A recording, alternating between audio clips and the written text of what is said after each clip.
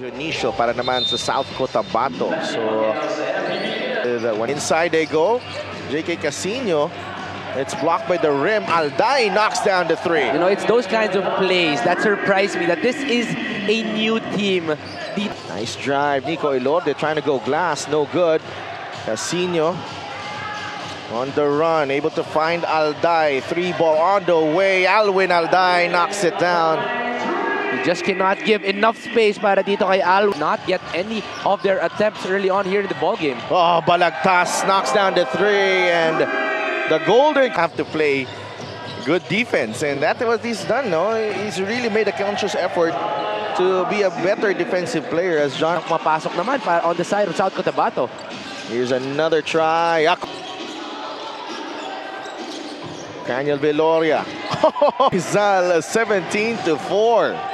Daniel Viloria trying to go back-to-back. 4 of 5 from beyond the arc for Rizal. Here's Balagtas, able to catch and gather and score. You know, I'm watching this Rizal. They're like a perfect puzzle fit for really how they'll play defensively, because they're not the biggest team, yes. But you know, kitang-kita mo, ganado ang ganado sila dumipensa, but Balacuña slow. And just in the last finals, Cranial Viloria and Alwin Alday were part of that Bacoor strikers team. We know that all the others have a lot of MPBL.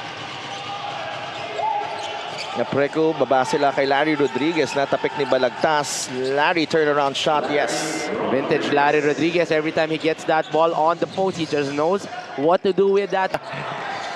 Inside, Chad Alonso, wala.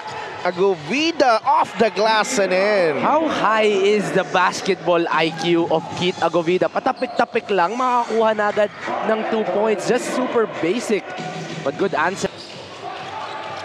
Daniel Viloria will attack, leaves it to Chad Alonso for 2. That's a smart play. Galing kay Cranial Viloria. South Cotabato missing on that one. John Argente to Viloria. Thought about it. Now takes the 3 and knocks it down. Minsan may mga araw talaga. Daniel Viloria, 5 of 9 from beyond the arc ang Rizal in the first period. Viloria, jumper, yes sir! Just a confident looking shot there. So everything is just pure. Partnership he is bringing in so far a good 20-point lead para dito sa Rizal pieces. And he is the old Cranial Viloria that we know. Balacuña, 3 ball, in and out and in again, but gotta check. Etong si Balacuña. 13 points of South Cotabato is coming from Balacuña, but it's on the defensive end where they are really struggling in finding unit yung performance. You gotta credit Coach Ralph Rivera and the rest of the coaching staff nitong Rizal Golden Cool. The corner 3, wala. Rebound, nakuha ni Viloria. Sean Argente quickly to Agovida. What a pass. So far, South Cotabato really relying on that outside. Cruz is open. Mark Cruz knocks it down. Slowly but surely, South Cotabato is making their 3. Natapik.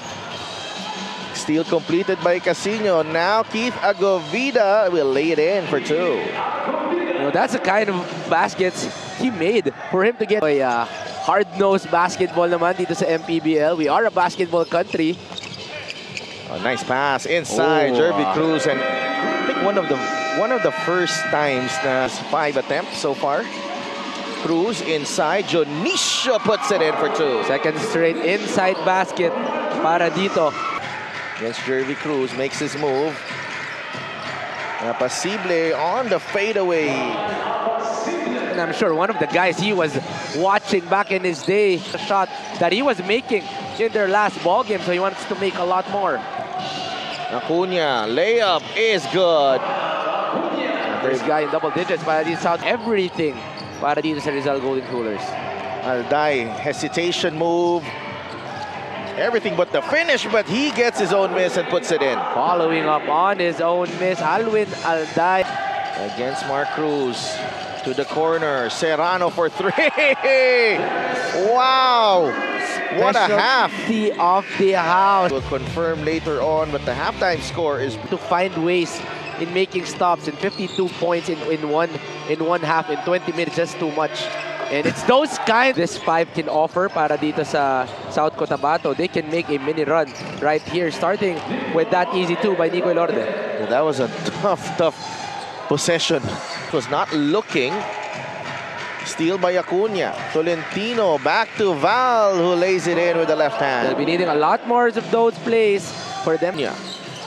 Alday drives, layup is good. No help side, easy shot para dito kay Alwin Alday. Craniel Viloria got the step. Viloria puts it in for 2. Explode can happen after he blows by his defender.